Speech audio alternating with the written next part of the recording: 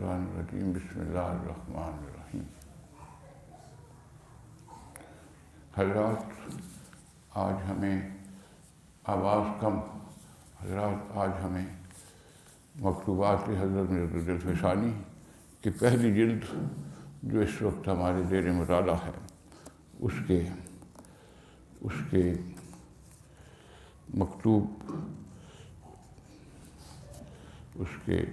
مکتوب نمبر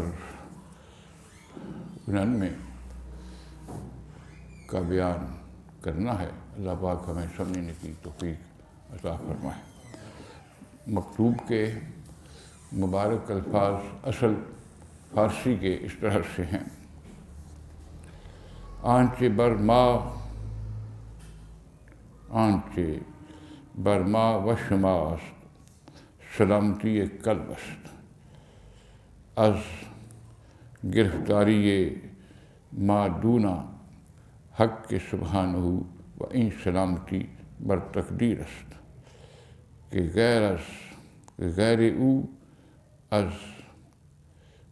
او را سبحانہ بر دل خطور می نماید۔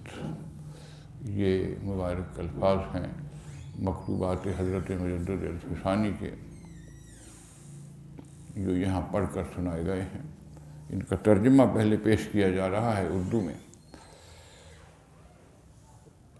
جو چیز ہم اور آپ پر لازم ہے وہ ما سوائے حق کے سبحانہ کی گرفتاری سے قلب کو سلامت رکھنا ہے، اور سلامتی اس وقت حاصل ہوتی ہے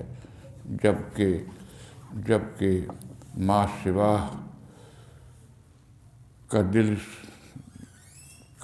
سے کچھ بھی گزر نہ رہے۔ اس میں خصوصیت سے جو باتیں کہی گئی ہیں وہ یہ ہے کہ جو دل ہے انسان کا، اسے ہر قسم کے غیر تعلق سے پاک کر دینا چاہیے۔ غیر کا تصور تک نہ رہے، غیر کا تصور تک ہمارے دل میں نہ رہے، اور اس قسم کی جو گرفتاریاں ہیں ہماری، گرفتاریاں کا مطلب یہ ہے کہ مشغول ہو جانا، لگ جانا، کس میں لگ جانا، غیر کی طرف لگ جانا، غیر کا تصور آ جانا، اس سے اللہ پاک ہمیں محفوظ رکھے۔ اس طرف اشارہ کیا گیا ہے کہ وہ غیر سبحانہ و تعالیٰ کے سوا کسی کا بھی تصور دل میں نہ گزرے، تو یہی ہمارے لیے سب سے بڑی بات ہے اور سب سے بڑا سلامتی کا راستہ۔ یہاں رک کر میں یہ بتا دوں کہ یہ جو وائرس ہے یہ پھر سے ہمارے ملک میں آ گیا ہے، اور ہم پر لازم ہے کہ ہم اس سے بچاؤ اختیار کریں، اور بچاؤ کا جو بہترین طریقہ محکمہ صحت بار بار بتاتا ہے وہ ماسک کا استعمال ہے اور فاصلے کا استعمال ہے، کہ ہم ایک دوسرے کے پاس بیٹھیں تو سماجی فاصلہ اتنا ہو کہ ایک دوسرے کے ساتھ ہمیں لگ کر یہ بیماری ہمارے لیے مشکل کا سبب نہ بنے۔ تو اس سے ہم سب کو بچنا ہے، اور اس کے لیے ہمیں جو ہے وہ اہتمام کرنا ہے کہ ہمیں ایک محکمہ صحت نے تنبیہ کی ہے اور اہتمام کرنے کے لیے کہا ہے، اور سماجی فاصلہ رکھنے کا بار بار کہا جا رہا ہے ہم سے، تاکہ ہم اپنا بچاؤ کر سکیں۔ تو یہ پہلا اقتباس مبارک جو پڑھا گیا ہے وہ ہے کہ ہمارے لیے کیا چیز ہے، ہم انسانوں کے لیے کیا چیز خصوصیت سے بیان کی گئی ہے اور بتائی گئی ہے، کہ ہمیں یہ بتایا گیا ہے کہ ہم جو دل ہے ہمارا، اس دل کو ہم بچا کے رکھیں، اس دل کو ہم بچا کے رکھیں۔ کس سے بچا کے رکھیں؟ کن سے بچا کے رکھیں؟ ہم اپنے دل کو غیر کے تصور سے بچا کر رکھیں۔ غیر کا تصور عملی طور پر ہمارے درمیان سے اٹھ جائے، غیر کا تصور ہمارے درمیان موجود ہی نہ رہے، تو اس میں ہی ہماری سلامتی ہے، اس میں ہی ہمارے لیے بہتر ہے۔ اور دل کی سلامتی کس میں ہے؟ دل کی سلامتی صرف ایک ہی چیز میں ہے کہ دل جو ہے اللہ سبحانہ کی طرف لگا رہے اور کسی غیر کا تصور تک اس کے قریب سے نہ گزرے۔ اسے ہم جو ہے وہ کہتے ہیں کہ سلامتی قلب، قلب کہتے ہیں دل کو۔ سلامتی قلب سے ہم اسے اس کی طرف رجحان رکھیں، اس کی طرف ہمارا تمام تر ہماری توجہ اس کی طرف رہے کہ ہم یہ دیکھیں کہ ہمارا دل جو ہے وہ کسی اور کے ساتھ تو نہیں لگا ہوا ہے۔ یہ پہلے بھی بیان کیا جا چکا تھا کہ حضرات بزرگ ہمارے جو ہیں وہ اس بات کا بہت ہی زیادہ خیال رکھتے تھے، اتنا خیال رکھتے تھے کہ کسی کے وہم و گمان میں بھی نہیں ہوتا تھا کہ ہم کسی غیر کا تصور کیے ہوئے ہیں۔ غیر کا تصور آنے پر دو تین باتیں ہمارے دل میں آتی ہیں بار بار کہ ایک تو ہمیں شرک خفی سے بچنا، خفی ہوتا ہے چھوٹا، ایک چھوٹا جو شرک ہے اس سے بھی ہم بچیں۔ چھوٹے سے چھوٹا شرک کیا بیان کیا ہے صوفیاء کرام نے؟ چھوٹے سے چھوٹا شرک یہ بیان کیا ہے کہ ہمارے دل میں اپنا تصور کہ میں موجود ہوں، یہ تصور بھی نہ آئے اللہ پاک کے حضور یہ تصور بھی نہ آئے کہ میں موجود ہوں، بلکہ اللہ پاک کے حضور ایک ہی تصور آئے اور وہ تصور ہو اللہ پاک کی بزرگ ذات کا، اللہ پاک کی بزرگ ذات کا تصور ہو، اور کسی قسم کا کوئی تصور حقیقت نہیں رکھتا، کوئی معنی نہیں رکھتا۔ اگر تصور آ جائے تو وہ سب کچھ جو مشق کی ہوئی ہے ہم نے تصور کی، وہ سب ختم ہو جائے گی، باطل ہو جائے گی، خود بخود وہ جاتی رہے گی۔ تو اس قسم کے معاملات سے بچنے کے لیے لازم ہے کہ ہم اپنے آپ کو ایسا بنائیں کہ جس میں ہم غیر کے تصور سے پاک ہو جائیں۔ کیسے؟ ایک مثال پچھلے درس میں دی گئی تھی کہ دو بھائی بڑے عالم تھے، بڑے عارف تھے اور بہت ہی نیک انسان تھے۔ دو بھائی بہت بڑے عالم تھے درجہ اول کے، ان کی مثال دی جا چکی ہے، حضرت شیخ محمد غزالی اور حضرت شیخ احمد غزالی، یہ دو بھائی تھے اور بہت ہی آپس میں محبت رکھتے تھے۔ ان کی والدہ محترمہ ان کو بہت تلقین کرتی تھی۔ اب ظاہر ہے اتنے بڑے علماء، اتنے بڑے فضلاء اور اولیاء کی اولاد کی والدہ کوئی عمومی والدہ تو نہیں ہوگی نا، کوئی میری آپ کی والدہ تو نہیں ہوگی نا، وہ تو اس کا تو کوئی تصور نہیں کر سکتا۔ ایک بار کا واقعہ میں بیان کر چکا ہوں کہ یہ ہوا کہ چھوٹے بھائی نے بڑے بھائی کے عقب میں نماز پڑھنا چھوڑ دی۔ چھوٹے بھائی نے بڑے بھائی کے عقب میں نماز پڑھنا چھوڑ دی۔ پریشان ہوئے بڑے بھائی کہ یہ کیا ہوا کہ چھوٹے بھائی نے نماز پڑھنی میرے پیچھے چھوڑ دی ہے، تو اب کیا بنے؟ انہوں نے کچھ نہیں کہا، جا کر اپنی والدہ محترمہ سے شکایت کی کہ دیکھو چھوٹے بھائی جو ہیں وہ میرے عقب میں میرے پیچھے اقتداء میں نماز نہیں پڑھتے۔ ان کو حیرت ہوئی سن کر، تعجب ہوا ان کی والدہ کو۔ انہوں نے بلایا چھوٹے بھائی کو، بیٹے چھوٹے کو، شیخ احمد غزالی کو۔ دو بھائی تھے، محمد غزالی اور احمد غزالی، چھوٹے جو تھے وہ احمد غزالی تھے۔ ان کو بلایا گیا، ان سے پوچھا گیا بھی کیا بات ہے؟ تو انہوں نے جواب دیا کہ یہ جو میرا چھوٹا بھائی ہے یہ عین نماز کے دوران دینی مسائل سوچتا ہے۔ یہ کیا کرتا ہے؟ یہ دینی مسائل سوچتا ہے، فقہی مسائل سوچتا ہے اور ان کا حل تلاش کرنے کی یہ کوشش نماز کے دوران کرتا۔ اس پر ان کی والدہ کو بڑا تعجب ہوا۔ سنیے انہوں نے کیا کہا۔ ایک ولی کی والدہ تھی، کسی عام کی والدہ نہیں تھی، بہت بڑے عالم اور ولی کی والدہ تھی۔ انہوں نے کیا کہا؟ والدہ نے سن کر کہا، دیکھو احمد، یہ جو محمد ہے یہ تو تجھ سے اچھا ہے۔ کیوں اچھا ہے؟ کہ یہ تو نماز کے دوران دینی مسائل پر غور کرتا ہے۔ ہوتا ہے نماز شروع ہو گئی ہے، نماز میں ابھی وقت ہے، یہ تو دینی مسائل پر سوچتا ہے اور اس کا حل تلاش کرنے کی کوشش کرتا ہے نماز کے دوران۔ یہ تو تجھ سے اچھا ہے۔ کیوں اچھا ہے؟ کہ تو ذاتیات پر چلا گیا ہے، تو لوگوں کے دل ٹٹولتا ہے۔ تو کیا کرتا ہے؟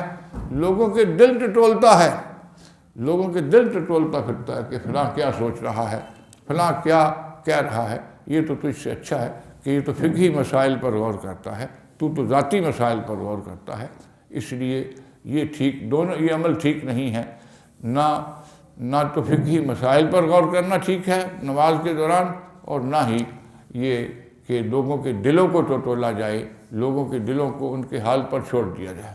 اس قسم کی بات انہوں نے کہہ کے ان کو مطمئن کرنے کی کوشش کی۔ تو سلامتی قلب ایک بڑا اہم اس میں جملہ آیا ہے کہ ہمارے دل کی سلامتی، دل ہمارا سلامت رہے۔ دل تو ہمارا چل رہا ہے، دھڑک رہا ہے، خواہشات بھی پوری رکھتا ہے کہ ہمیں یہ مل جائے، ہمیں وہ مل جائے، ہمیں یہ اتنی دولت آ جائے، ہمیں یہ ہو جائے، ہمیں وہ ہو جائے۔ لیکن یہ کیا ہوا کہ ہم بیٹھے ہیں اور ہمیں طرح طرح کے خیالات آئے جا رہے ہیں۔ وہ ان خیالات سے ہمیں چھٹکارا ملنے کی کوئی کوشش ہی نہیں ہم کرتے ہیں۔ لیکن اللہ پاک کے حضور بھی ہمیں حاضر ہونا ہے اور بات کرنی ہے۔ تو اللہ پاک کے حضور حاضری کا ایک ہی بہترین طریقہ ہے کہ اپنے دل کو ما سوائے اللہ کے پاک رکھیں، دور رکھیں تمام قسم کے مصائب سے، تمام قسم کے تصورات سے، تمام قسم کے خیالات سے اپنے آپ کو ہم جو ہے وہ محفوظ رکھیں۔ اب یہ کیسے ہو سکتا ہے؟ ممکن بظاہر ممکن نہیں ہے کہ ہم جب نماز پڑھنے بیٹھیں تو ہمارے دل میں دینی مسائل آ جائیں۔ ایک بہت بڑے عالم جن کا ذکر خیر ہوا، دوسرے عالم نے دل ٹٹولنے شروع کر دیے۔ تو یہ دونوں مسائل تو تھے۔ اللہ پاک ان دونوں سے ہمیں محفوظ رکھے، اس میں یہ کہا گیا ہے۔ تو یہ کہا گیا ہے کہ جو دل کی حضوری ہے، جو دل کی حضوری ہے وہ تمام حضوریوں سے بڑھ کر ہے، اس کے برابر کوئی حضوری نہیں ہو سکتی۔ مثلا یہ واقعہ بھی شاید میں بیان کر چکا ہوں کہ ایک بہت بڑے عالم تھے سرہند میں، حضرت میرزا الدین الفسانی کے خلیفہ تھے، آپ کے سوار نگار تھے شیخ بدر الدین سرہندی۔ وہ سرہند کے مدرسے میں پڑھاتے تھے سرہند کے مدرسے میں۔ تو انہوں نے بیعت نہیں کی تھی حضرت میرزا الدین الفسانی کی، عقیدت رکھتے تھے، محبت رکھتے تھے دل میں، لیکن بیعت نہیں کی تھی۔ کوئی وجہ تھی، جانتے تھے کہ میں یہ جانوں کہ یہ ہے کیا سلسلہ، یہ کون ہے۔ وہ آ کر ان کی خدمت میں حضرت میرزا الدین الفسانی کی بیٹھ جاتے تھے آپ کے پیچھے۔ یہاں آپ نماز ادا کر رہے ہوتے تھے تو آپ کے پیچھے آ کر بیٹھ جاتے تھے۔ شیخ بدر الدین سرہندی بیعت نہیں کی تھی، آ کے بیٹھ جاتے تھے۔ تو کیا ہوا کہ ایک مرتبہ ایسا ہوا کہ ان پر یہ کشف ہوا، کن پر؟ شیخ بدر الدین سرہندی پر، کہ یہ جو شیخ احمد سرہندی حضرت میرزا الدین الفسانی نماز پڑھ رہے ہیں، یہ عمومی نماز نہیں ہے۔ یہ کون سی نماز ہے؟ یہ عمومی نماز نہیں ہے جو ہم بیٹھ کر پڑھتے ہیں، بلکہ یہ تو بڑی خصوصی نماز ہے۔ یہ حضوری قلب کے بغیر نہیں ہو سکتی نماز۔ جس خضوع و خشوع کے ساتھ، جس محویت کے ساتھ حضرت شیخ بدر الدین سرہندی علیہ رحمت کے شیخ حضرت میرزا الدین الفسانی نماز پڑھ رہے ہیں، مسجد میں کھڑے ہو کر رکوع سجود کر رہے ہیں، یہ تو عام نماز نہیں ہو سکتی۔ یہ عام نماز نہیں ہو سکتی۔ خاموش ہو گئے، اپنے دل میں خاموشی اختیار کر لی کہ یہ تو نہیں ہو سکتا کہ یہ عام نماز پڑھ رہے ہوں، بلکہ کہا کہ یہ تو نماز حضوری ہے۔ نماز حضوری کیا ہوتی ہے؟ ایک تو ہے کہ نماز کے دوران یہی بات کہ نماز کے دوران سلامتی قلب رہے، نماز کے دوران حضوری جو ہے وہ قائم رہے، حضوری قائم رہے۔ میں مثال دے چکا ہوں ایک بہت بڑے ولی کی، ان کا اسم گرامی تھا حضرت شیخ، ان کا نام تھا حضرت شیخ شاہ غلام علی دہلوی علیہ رحمت۔ بہت بڑی شخصیت کے مالک تھے دور آخر میں۔ خانقاہ حضرت مرزا مظہر جان جانان شہید کے سجادہ نشین تھے، بہت بڑی شخصیت تھے۔ وہ ایسی شخصیت کے مالک تھے کہ جن کی میں تعریف نہیں کر سکتا۔ ان کو حضوری قلب کا مرتبہ حاصل تھا، ان کو حضوری کا مرتبہ حاصل تھا۔ کیسے مرتبہ حاصل تھا؟ کہ اٹھتے بیٹھتے، چلتے پھرتے، سوتے جاگتے وہ خود کو، اپنے آپ کو حضور صلی اللہ علیہ وسلم کی بارگاہ میں حاضر پاتے تھے، خود کو محفل مبارک میں حاضر پاتے تھے۔ سوتے ہوں، جاگتے ہوں، بیٹھے ہوں، چل پھر رہے ہوں تو وہ خود کو حضور صلی اللہ علیہ وسلم کی بارگاہ میں حاضر پاتے تھے۔ شاہ غلام علی دہلوی علیہ رحمت بہت بڑی شخصیت کے مالک تھے، تو وہ حاضر پاتے تھے۔ اتنا ادب اور احترام حضور صلی اللہ علیہ وسلم کا کرتے تھے۔ دیکھیے، آنکھ کھولے تو سامنے کون ہو؟ حضور صلی اللہ علیہ وسلم۔ آنکھ کھولے تو سامنے کون ہو؟ حضور صلی اللہ علیہ وسلم۔ اٹھ کر بیٹھے تو کون ہو سامنے؟ نبی کریم صلی اللہ علیہ وسلم کی مبارک ذات بیٹھی ہو۔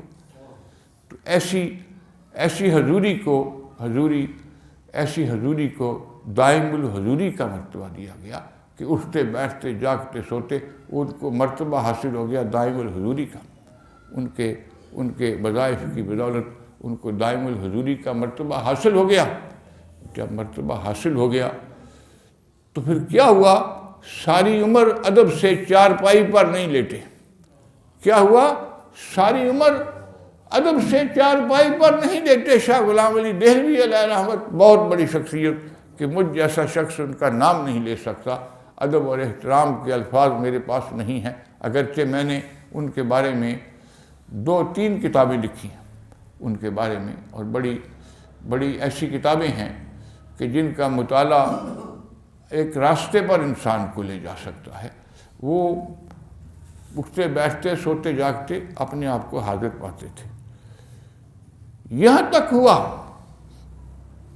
کہ جب لیٹتے تھے رات کو تو پاؤں سیدھے نہیں کرتے تھے کہ کہیں بے ادبی سے حضور صلی اللہ علیہ وسلم سامنے تشریف فرما ہیں اور میں پاؤں پھیلا دوں تو یہ بے ادبی ہوگی، مجھے تو راحت مل جائے گی کہ میرے پاؤں پھیل گئے، مجھے سکون مل گیا پاؤں پھیلانے سے، لیکن جو حاضری نبی کریم صلی اللہ علیہ وسلم کی بارگاہ میں ہے وہ اس میں گستاخی کا، بے ادبی کا پہلو پایا جاتا ہے۔ تو فوراً پاؤں اکٹھے ہی کر دیتے تھے، اور اتنا پاؤں اکٹھے کیے کہ چارپائی پر نہیں سوتے تھے، زمین پر سوتے تھے کہ کہیں بے ادبی نہ ہو۔ پھر کیا ہوتا تھا؟ اتنا ادب احترام کیا کہ جب نبی صلی اللہ علیہ وسلم سامنے بیٹھے ہیں تو پاؤں کیسے پھیلا سکتے ہیں؟ مرتبہ حضوری کا حاصل ہے، پاؤں کیسے پھیلا سکتے ہیں؟ پاؤں نہیں پھیلا سکتے تھے، اکٹھے کر لیتے تھے۔ اتنا پاؤں اکٹھے کیے کہ آپ کے دونوں مبارک پاؤں جو تھے وہ اکڑ گئے، دونوں مبارک پاؤں آپ کے اکڑ گئے، اور آپ کی وفات اسی اکڑوں حالت میں ہوئی۔ اس کے حالت کو کہتے ہیں اکڑوں حالت۔ وہ دونوں پاؤں اکٹھے کیے ہوئے ہی حالت ہوئی، سیدھے کرنے کی کوشش کی جاتی تھی پاؤں، پھر واپس آ جاتے تھے پاؤں، اور وہ پاؤں سیدھے نہیں کر سکتے تھے۔ اسی حالت میں ہی آپ کو دفن کر دیا گیا۔ یہ مرتبہ تھا کون سا؟ حضوری قلب کا۔ یہ مرتبہ کون سا تھا؟ یہ دائم الحضوری کا مرتبہ تھا جو ان کو حاصل ہوا، جو کن کو حاصل ہوتا ہے؟ جو لاکھوں کروڑوں میں سے کسی ایک ولی کو حاصل ہوتا ہے۔ لاکھوں کروڑوں میں سے کسی ایک ولی کو مرتبہ حاصل ہوتا ہے دائم الحضوری کا، وہ کسی ہر ایک کو حاصل نہیں ہو سکتا۔ ایک بزرگوں کا مجھے آئے ہیں دعوت نامے آئے ہیں قصور سے، کسی کا ہمیں نام نہیں لیتے، منع کر دیا گیا ہے نام لینے سے، تو بچوں کے ناموں کے ساتھ ان کے لقب لکھا ہوا تھا دائم الحضوری۔ تو میں نے فون کر کے کہا کہ یہ کیا بات ہے، یہ چھوٹے چھوٹے سے بچے کل کے یہ دائم الحضوری کہاں سے بن گئے، یہ کیوں دائم الحضوری بن گئے؟ آپ اس پر غور کیجئے، یہ بات بالکل اور 100% غلط ہے کہ دائم الحضوری کا مرتبہ صرف انہی کو حاصل تھا جو حضرت شاہ غلام علی دہلوی تھے، اور کسی کو مرتبہ حاصل نہیں تھا۔ ہاں ایک بزرگ تھے، انہیں حضرت شاہ غلام علی دہلوی نے اپنے سینے سے چمٹا کر، ان کا نام تھا خواجہ غلام محی الدین قصوری علیہ رحمت، ان کو اپنے سینے سے چمٹا کر رخصت کرتے وقت کہا کہ جو نعمتیں اللہ پاک نے مجھے دی ہیں وہ میں تمہیں بھی دیتا ہوں، جو نعمتیں میں تمہیں اللہ پاک نے مجھے دی ہیں وہ میں تمہیں بھی دیتا ہوں۔ تو وہ ان نعمتوں میں سے ایک نعمت ان کو جو ملی خواجہ غلام محی الدین قصوری صاحب کو، وہ مرتبہ دائم الحضوری کا تھا۔ اب بچوں کے جو مجھے اشتہار آئے تو اس میں لکھا ہوا تھا دائم الحضوری۔ میں نے کہا بھائی مطلب سمجھنے کی کوشش کیجئے، یہ کل کے بچے دائم الحضوری کا مرتبے پر فائز کہاں سے ہو گئے؟ وہ تو ان کو صرف ملا تھا، وہ صرف ان کو ملا تھا شاہ غلام علی دہلوی علیہ رحمت کو، پھر ان کے خاص جو خادم اور غلام تھے حضرت شاہ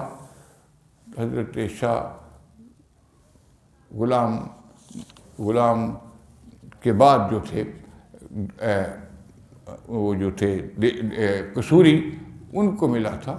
اس کے بعد کسی اور کے لیے یہ لفظ استعمال کرنا کسی حالت میں بھی درست نہیں، جائز نہیں ہے۔ اب یہ بتایا گیا ہے کہ دو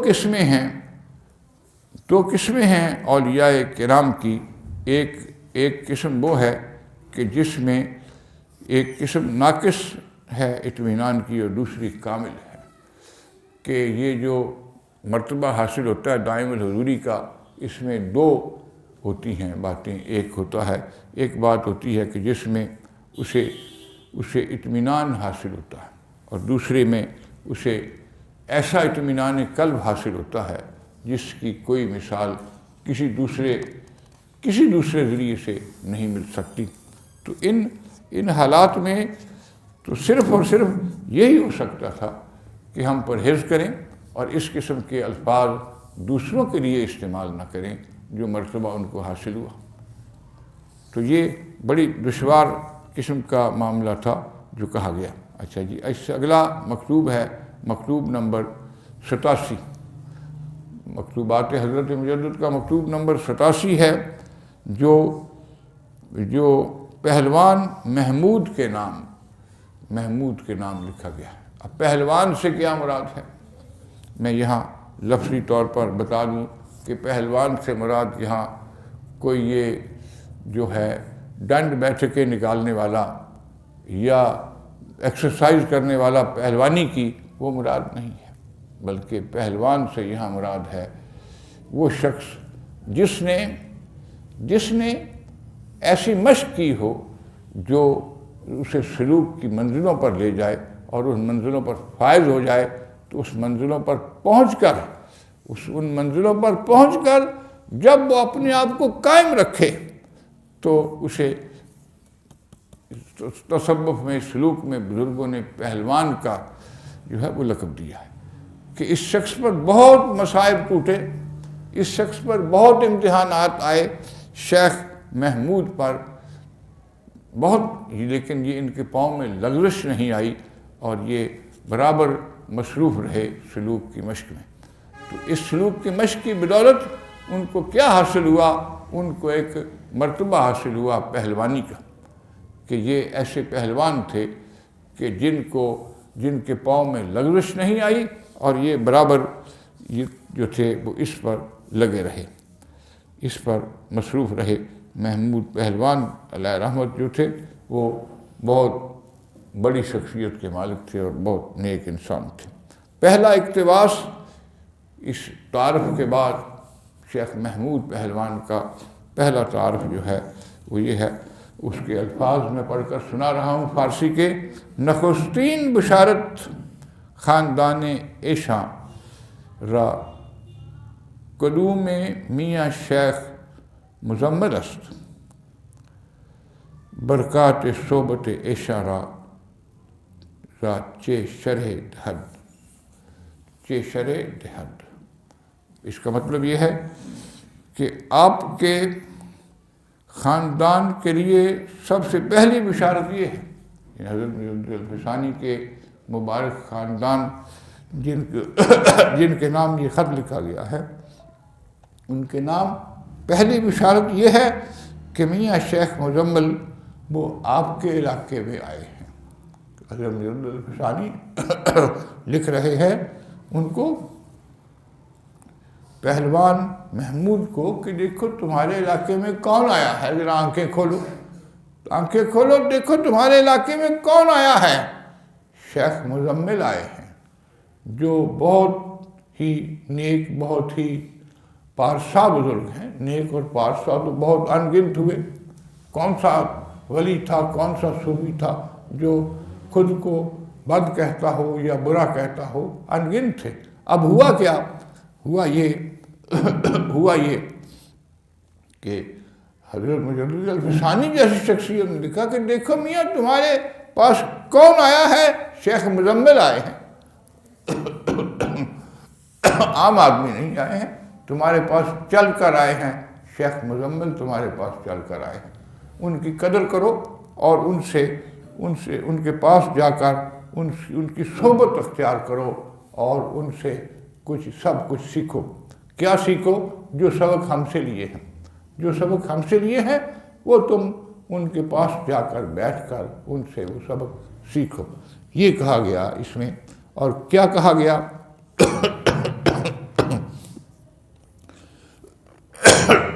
کیا کہا گیا؟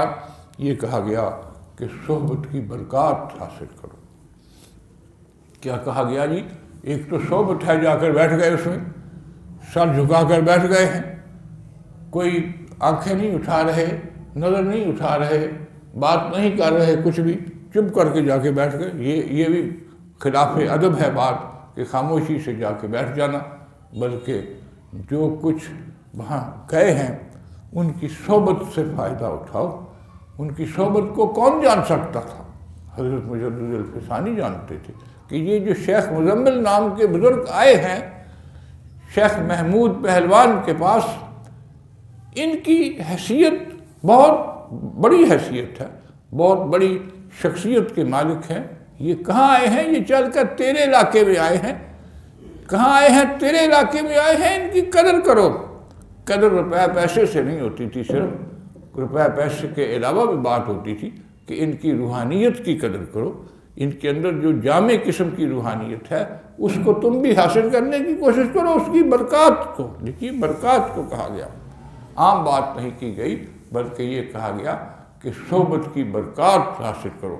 اب صحبت کی برکات کیا ہوتی ہیں؟ اللہ توبہ، صحبت کی برکات کون حاصل کر سکتا ہے؟ بہت ہی ناممکن ہے کہ کوئی شخص کسی کی صحبت کی برکات حاصل کر سکے۔ کیسے حاصل کر سکے؟ گئے ہیں جا کر ان کے پاس بیٹھ گئے، گئے ہیں جا کر ان کے پاس بیٹھ گئے ہیں۔ کیا ہوا ہے؟ سب سے پہلے ان کے دل پر توجہ دی۔ جب دل پر توجہ دی ہے تو دیکھا ان کا دل تو بہت مصفا ہے۔ مصفا کہتے ہیں صاف کو، ان کا دل اتنا مصفا ہے کہ اس میں غبار کا کوئی نشان نہیں، اس میں غبار کا کوئی نشان نہیں ہے کہیں بھی۔ اس قسم کا ذرا وہ ہو گیا ہے، یہ خود بہت تیز ہو گیا ہے ذرا اس کو، تو وہ کہا کہ یہ مصفا ہوا معاملہ، تو اس کو کہا گیا کہ غور کریں اور دیکھیں کہ یہ کس طرح سے معاملات جو ہیں وہ رونما ہونا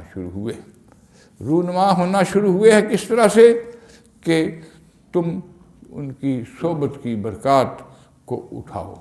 حضرت مجدد الفسانی فرما رہے ہیں شیخ مزمل سے کہ دیکھو میاں تمہارے پاس ایسے بزرگ آئے ہیں جو صحبت یافتہ ہے۔ وہ کیا ہیں؟ وہ صحبت یافتہ ہیں، انہوں نے صحبت حاصل کی ہوئی ہے۔ کس کی؟ بزرگوں کی۔ انہوں نے صحبت حاصل کی ہوئی ہے میری۔ تم اس قسم کے بزرگوں کی قدر کرو، ان کے قریب جاؤ اور ان سے کچھ ان کی صحبت کی برکات حاصل کرنے کی کوشش کرو۔ ہمارے بزرگوں کے رسالے ہیں، انفاس نفیسہ۔ کیا رسالے ہیں؟ انفاس نفیسہ۔ انفاس کیا ہوتا ہے؟ نفس۔ نفس کیا ہوتا ہے؟ یہ سانس۔ یہ سانس جو ہم لیتے ہیں، یہ سانس جو ہم لیتے ہیں، ان کو بزرگوں نے اپنی اصطلاح میں کیا کہا ہے؟ ان کو کہا ہے یہ سانس یہ پاس انفاس ہے۔ پاس کہتے ہیں خیال رکھنا، انفاس کہتے ہیں نفس کو۔ ان کے جو سانس لے رہے ہیں بزرگ بیٹھ کر، عمومی بات نہیں ہے، سانس سب لیتے ہیں، میں بھی سانس لے رہا ہوں، آپ بھی سانس لے رہے ہیں۔ جو سانس یہ بزرگ لے رہے ہیں، جو سانس کون لے رہے ہیں؟ یہ بزرگ لے رہے ہیں۔ جو سانس یہ بزرگ لے رہے ہیں وہ عمومی سانس نہیں ہے، وہ عمومی سانس نہیں ہے، بلکہ وہ کیا ہے؟ وہ انفاس نفیسہ ہے۔ وہ انفاس نفیسہ ہیں، ان کے دل سے، ان کے دماغ سے، ان کے صدر سے جو نکل رہی ہے، سانس نکل رہی ہے، وہ کیا ہے؟ وہ انفاس نفیسہ ہے۔ وہ ایسے سانس ہیں، ایسی سانس ہیں کہ جن کی کوئی مثال نہیں مل سکتی، کہیں ان کی قدر و قیمت حاصل نہیں ہو سکتی کسی دوسرے کو جو ان کو حاصل ہے، اور وہ سانس لے رہے ہیں۔ سانس کیسے لے رہے ہیں؟ ایک ایک سانس کے ایک ایک ذرے سے، سانس کے ایک ایک لمحے سے کیا آ رہا ہے؟ وہ اللہ پاک کی آواز آ رہی ہے۔ ایسی آواز آ رہی ہے، وہ قلب و صدر میں ایسی آواز سرایت کر گئی ہے کہ جس کی کوئی اور جگہ مثال نہیں مل سکتی۔ یہ میں نے واقعہ بتایا تھا کہ یہاں لاہور میں ایک بزرگ تھے، حضرت شاہ محمد غوث لاہوری علیہ رحمت۔ حضرت شاہ محمد غوث لاہوری قادری حضرت غوث اعظم رحمۃ اللہ علیہ کی مبارک اولاد میں سے تھے، اور بہت ہی متقی قسم کے بزرگ تھے۔ وہ بزرگوں سے ملاقات کے شوق میں جگہ جگہ گئے۔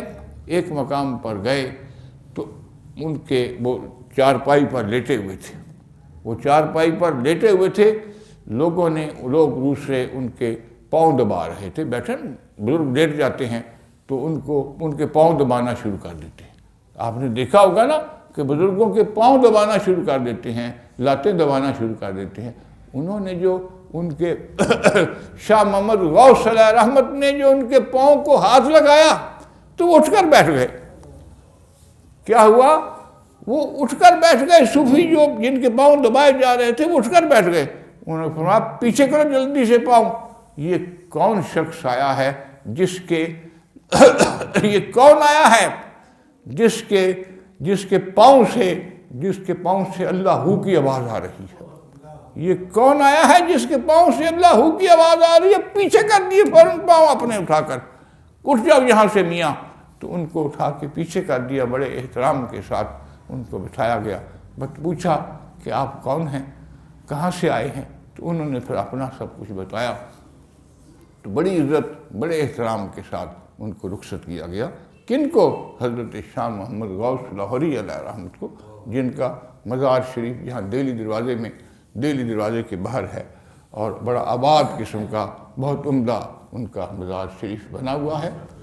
وہ ان کے جو دبا رہے تھے، جو پیر جن کے پاؤں دبائے جا رہے تھے، جب شاہ محمد غوث صاحب کے مبارک پاؤں کو ہاتھ لگایا تو وہ اٹھ کر بیٹھ گئے۔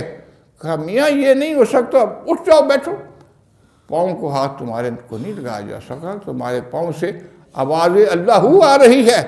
یہ میرے پاس رسالہ ہے ان کا، حضرت شاہ محمد غوث لاہوری علیہ رحمت کا رسالہ ہے، جس میں انہوں نے اپنے حالات خود لکھے۔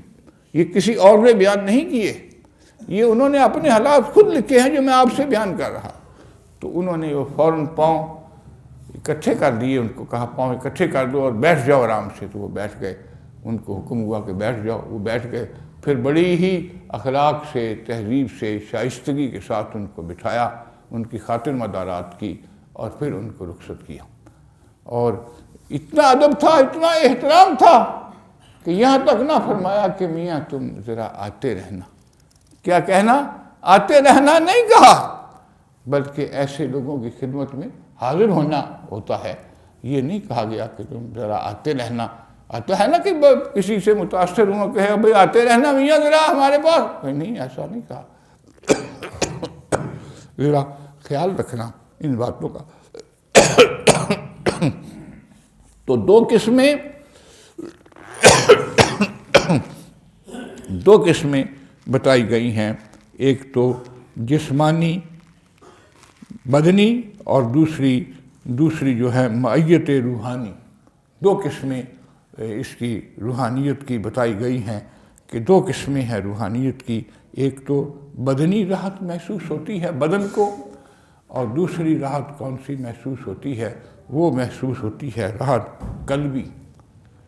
قلب بار بار ذکر ہو رہا ہے، قلب کہتے ہیں دل کو۔ دل کون سا؟ عمومی دل مراد نہیں ہے، بلکہ ایک ایسا خصوصی دل مراد ہے جس کی کوئی مثال کسی دوسری جگہ نہیں مل سکتی۔ وہ ایسے اولیاء کون ہوتے ہیں؟ ایسے اولیاء وہ ہوتے ہیں جن کو اللہ پاک محفوظ رکھتا ہے ہر قسم کی بلاؤں سے، ہر قسم کے فاسد خیالات سے، اور ہر قسم کے اس قسم کے معاملات سے جو انتشار کا سبب بنے۔ انتشار کیسا؟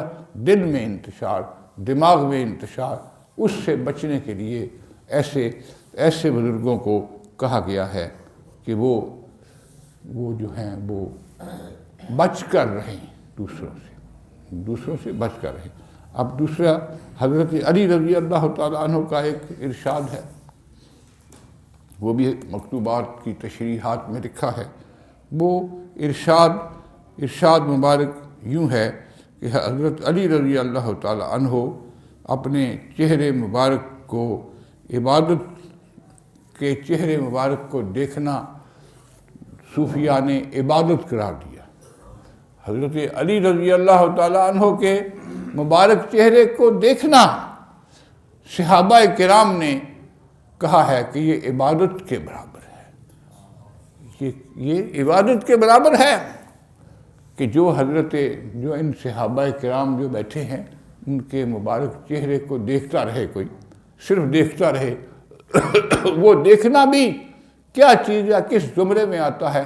وہ عبادت کے زمرے میں آتا ہے کہ عام اصحاب کے وہ چہرے نہیں ہیں، بلکہ وہ چہرے وہ ہیں جن پر اللہ پاک نے سارے انعامات کیے ہیں اور ان پر ساری اللہ پاک نے نوازشات کی ہیں۔ ان نوازشات کے صدقے اللہ پاک ان کے چہروں کو عبادت کے برابر لے آتا ہے کہ ان کے چہروں کو دیکھا جائے تو عبادت کا درجہ حاصل ہوتا ہے۔ یہ نہیں اس کا مطلب ہے کہ جو عبادات ہیں ان کو چھوڑ کر، مثلا نماز ہے، روزہ ہے، حج ہے، زکوٰۃ ہے، ان سب کو چھوڑ کر صرف حضرت علی کا چہرہ مبارک کو دیکھنے لگ جائے، نہیں۔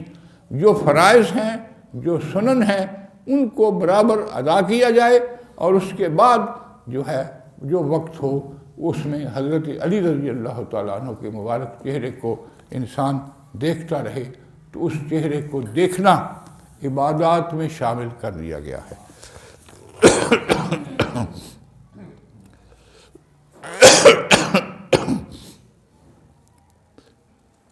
اس کے بعد ہمارے بزرگوں نے صحبت شیخ کے آداب اور ان کی مجلس کی برکتوں کے بارے میں ہمیں بتایا ہے کہ ہمارے بزرگ جو ہیں ان کی صحبت کے کیا اثرات ہیں، ان کی صحبت کے کیا اثرات ہیں۔ ان کی مبارک صحبت جو ہے وہ کیمیا کا درجہ رکھتی ہے۔ کیا درجہ رکھتی ہے؟ کیمیا کا، کہ کوئی بیٹھ کر سونا بنانا چاہے، رگڑنا چاہے، وہ سونا بن کر باہر آ جائے۔ وہ کوئی کچھ اور بنانا چاہے تو وہ بن کر سامنے آ جائے۔ وہ سونا اس سونے کے برابر نہیں آ سکتا جو ایک شخص آداب کے ساتھ، ظاہری آداب کے ساتھ، ظاہری ایسے آداب کے ساتھ عبادت کرے جو دوسرے کے برابر نہ ہو۔ ایسی عبادات کو ہمارے بزرگوں نے محفل کو ہمارے بزرگوں نے کہا ہے کہ یہ ایسی ہے کہ اس کو ہم کسی کے ساتھ نہیں ملا سکتے، کسی کے ساتھ برابر کا شریک نہیں کر سکتے۔ معمولی سی مشابہت بھی نہیں ہو سکتی عبادات کے معاملے میں کسی دوسرے شخص کی، کسی دوسرے کی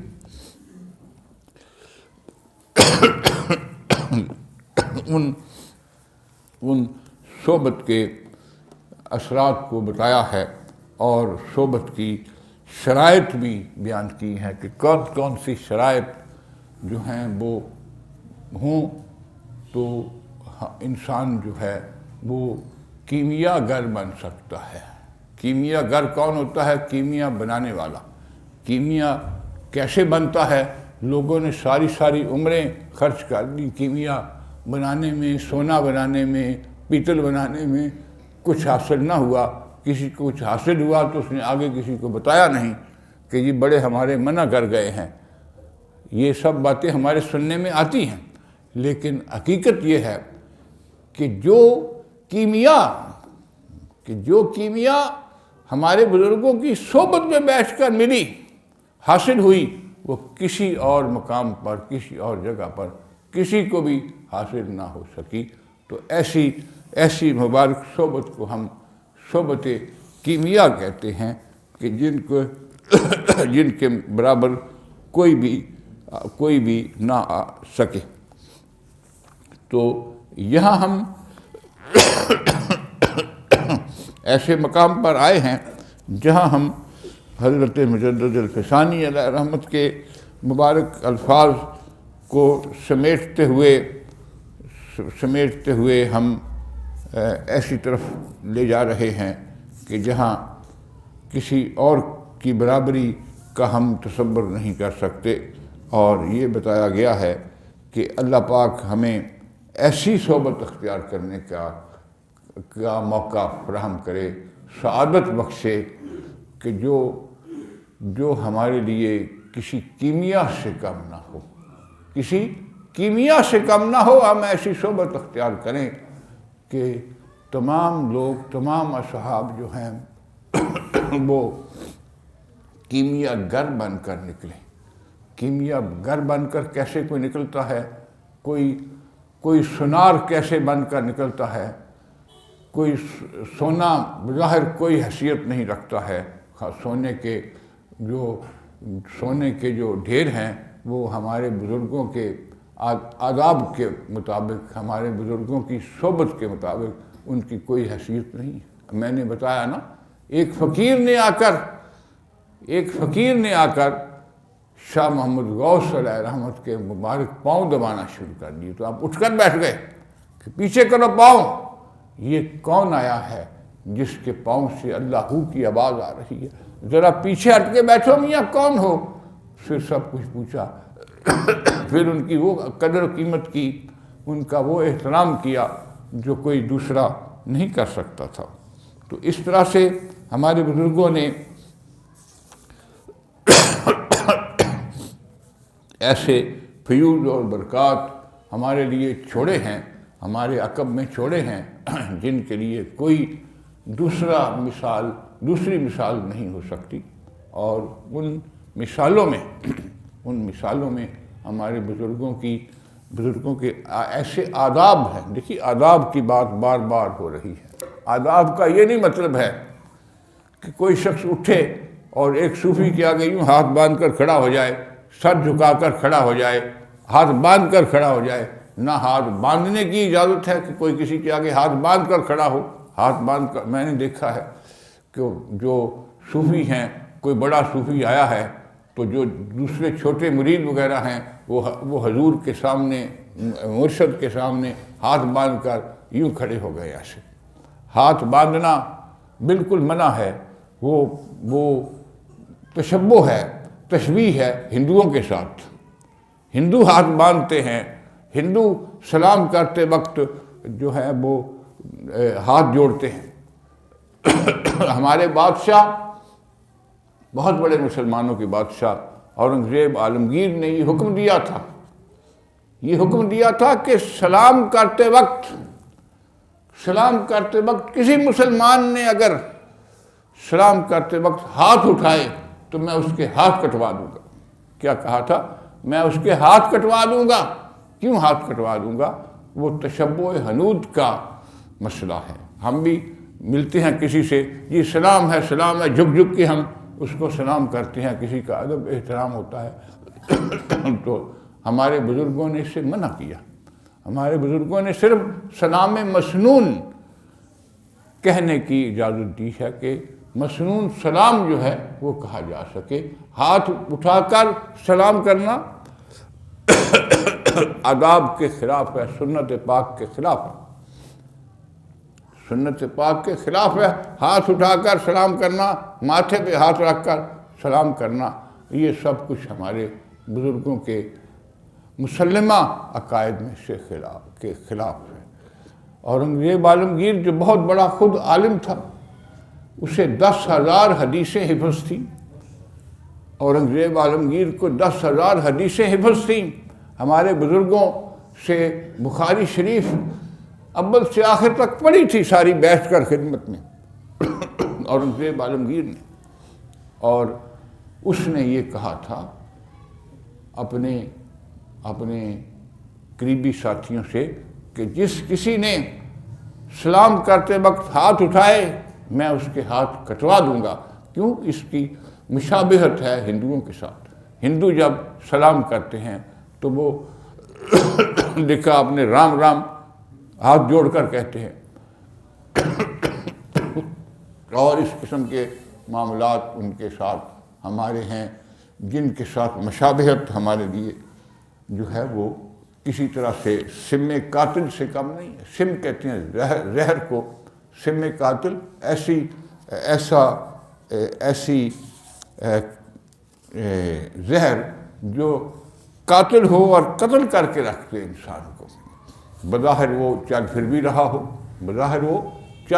ہو انسان، لیکن اس کو کیا ہو جائے، وہ انسان جو ہے وہ قتل ہو جائے۔ قتل کیسے ہو جائے؟ کہ وہ اصل آداب، شرع و شریعت کے آداب سب کچھ بھلا کر وہ کیا کرنے آیا ہے، وہ ہاتھ اٹھا کر سلام کرنے آیا ہے، وہ ہاتھ اٹھا کر یہ کرنے آیا ہے۔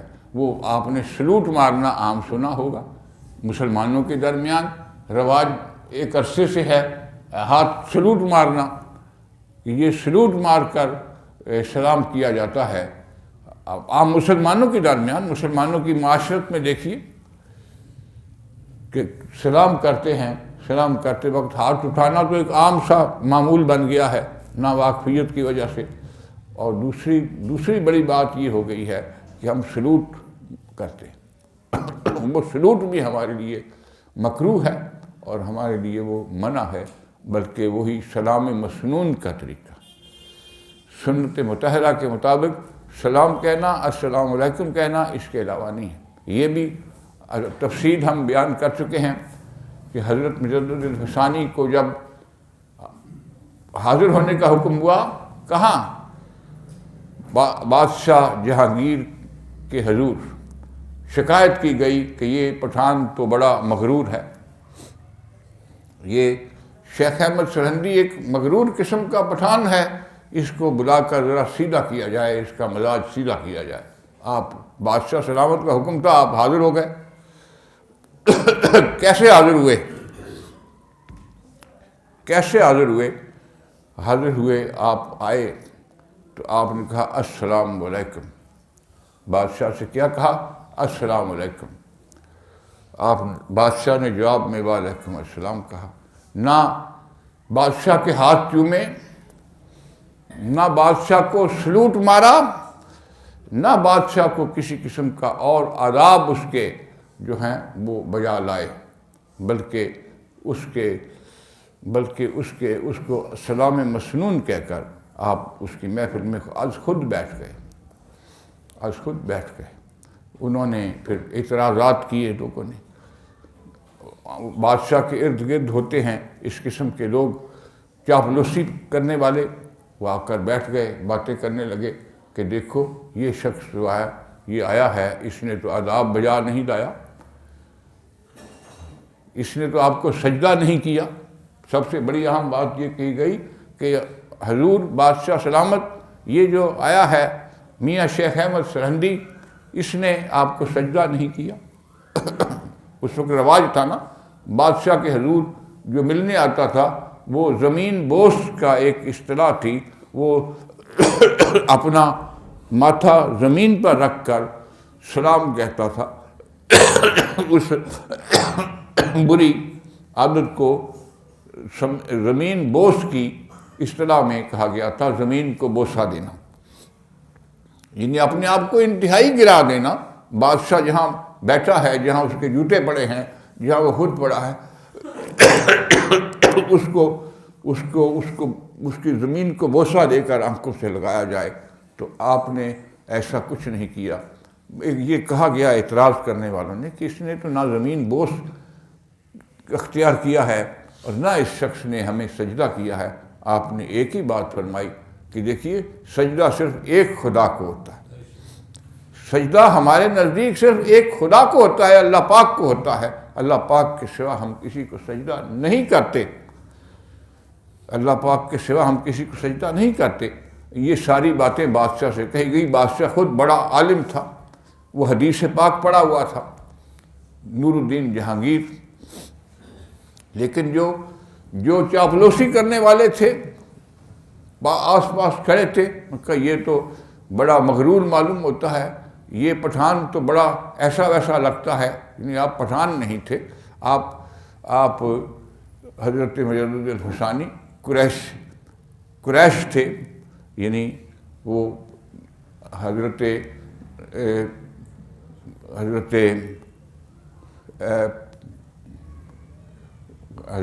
شیخ مشہور بزرگ ہمارے تھے، حضرت ان کی اولاد میں سے تھے. حضرت کن کی اولاد میں سے تھے؟ حضرت عمر فاروق رضی اللہ تعالیٰ عنہ کی مبارک اولاد میں سے تھے. تو آپ کون تھے؟ آپ فاروقی سید تھے. کون تھے حضرت مجدد الفسانی؟ فاروقی سید تھے. تو آپ نے کسی کو سجدہ نہیں کیا، بلکہ آپ نے فرمایا کہ میں تو سجدہ اللہ پاک کی ذات کے سوا کسی کو نہیں کرتا ہوں. باقی چاپلوسی ہے، سب کچھ ہے، جو کچھ کہنا چاہے کہہ دے. آپ دیکھیے اس موقع پر ایک بڑا ناخوشگوار واقعہ پیش آیا.